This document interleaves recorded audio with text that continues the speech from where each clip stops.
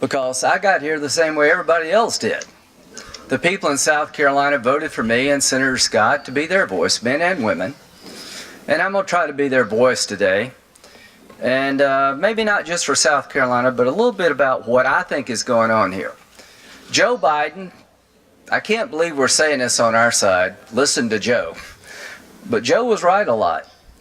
Joe Biden's a unique guy. If you had one last conversation before you die, you'd want to have it with Joe. You'd be around for a while.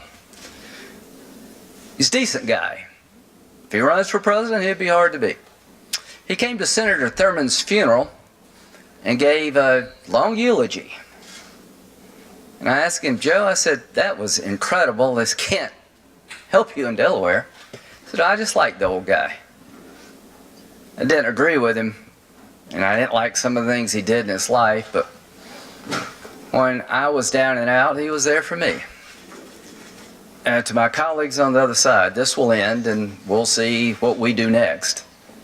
I hope we can muster the ability to move forward, but some observations about where we find ourselves and how we got here. I wrote a book, and I think Senator Blumenthal is the only person I know that actually read it. It was online. I ran for president and I got 1%. So I've had my time to be president. Didn't go very far and I lost. I didn't think Trump would win. I ran out of adjectives to describe about how I felt about his campaign. Well, he won and I lost and he's president. And I'll try to help him where I can and say no when I must. And the election's over for me. I would like to tell him that you had a choice to make for the Supreme Court vacancy of Justice Kennedy. And I think you did a good job, Mr. President.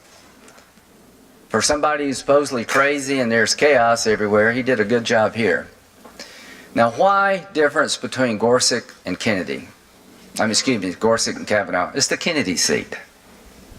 If you don't get that, you're not paying much attention. Gorsuch is a even swap for Scalia. But this is high-stakes stuff. Right? This is the seat where the guy in the middle is at risk. Kavanaugh clerked for Justice Kennedy. Would you have picked him? No. But you lost the election. And that does have consequences. When I said it about Obama winning, I meant it. Merrick Garland. Scalia dies in the election year, the last year of the term of President Obama. The primaries are already underway. Not in 100 years has anybody been nominated under that circumstance, so I don't think I did anything unfair with Garland. As to Sotomayor and Kagan, I was told on our side, you've got to keep them off the court because they're going to be a pro-choice vote. They hate guns. On and on and on. And I tried to go back to what this committee used to do. Strom Thurmond voted for Ginsburg. You'll never convince me that it was because he agreed with her philosophy. I think he saw in her a qualified person. Fritz Hollings voted for Scalia. The same is true. 96 and 97 votes. What's happened? Most of the nominees to the Supreme Court have never had a hearing. It was always just assumed if they're qualified and they're not hacks, that they're going to go forward. Elections do matter. When it comes to President Trump, elections do matter. Now, about the law, and to my friends who have been prosecutors. I've been a prosecutor, I've been a defense attorney, and I've been a judge. Every woman who's been victimized needs to be heard. Count me in 1,000 times over. Count me in for the proposition for every one woman who comes forward, only God knows how many women and children go to their grave with the abuse. If you don't realize that, you just don't know this area of life. But you're going to be heard in the United States. I had a young man accused of sexual assault when I was in the Air Force as a defense attorney. The case eventually fell apart, and he almost killed himself. I had women who have been gang raped and didn't want to testify, but they did. Along with counselors, I sat up with them all night. Tough stuff. Emotional. Who to believe? I've been doing this legal stuff most of my life. I've never heard a more compelling defense of one's honor and integrity than I did from Bret Kavanaugh. He looked me in the eye, everybody in the eye, and he was mad, and he should have been mad. He could tell you where he was at and what he was doing during high school in a way that just blew me away. Bret Kavanaugh and women. If you're a gang rapist when you're a sophomore and a junior in high school, you don't let it go. Every woman who actually knows Bret Kavanaugh has come forward to say he is not that kind of guy. He has been at the highest level of public service, under tremendous scrutiny, 6 FBI investigations, and we missed the sophomore, junior gang rapist. We didn't miss it.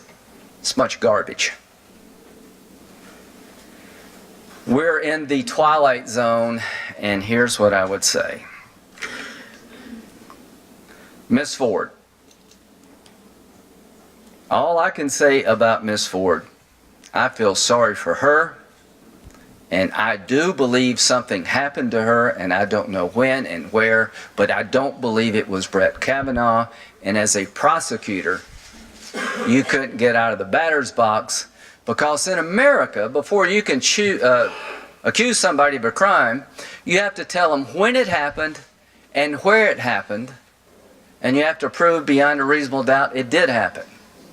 The reason this case will never be brought in Maryland or anywhere else, you just can't get there. If you wanted to get a warrant, which is a probable cause standard, to search or arrest somebody, you got to prove by probable cause where it happened and when it happened. How are you supposed to defend yourself? Is the burden really on you to prove that you were not at a party 35 years ago and they won't tell you where it was and when it was? So all I can say is that under any reasonable standard, any concept of the rule of law, this would not go forward. There have been 5 allegations here. The 5th allegation was brought to me by Senator Whitehouse, who did absolutely the right thing. Somebody contacted him in Rhode Island and said a friend of his was on a boat with Mark Judge and Bret Kavanaugh, and they treated her badly. He went down and beat him up, and she won't come forward. I said, well, I'll make sure I'll join with you. Let the FBI look at it. And turned out not to be true. The 4th allegation was an anonymous allegation, a letter without a date or a return address sent to Corey Gardner just a few days ago. And he turned it over to the committee, and somebody on that side leaked it to NBC News, and it made it on the news, the 4th allegation. That really bothers me. I don't know what's going on over there, but that's not right. It was somebody over there. Now, about Miss Ford. I feel really bad that she wanted to remain anonymous and could not. The one thing I know for sure is that Dianne Feinstein would not do this and did not do this. But I know for sure somebody did. It wasn't chatter from a friend. 3 groups had this letter that was requested to be anonymous. Dianne Feinstein and her staff, the Congresswoman from California and her staff, and the lawyers. Somebody betrayed her trust, and if you can't figure out why, you shouldn't be driving.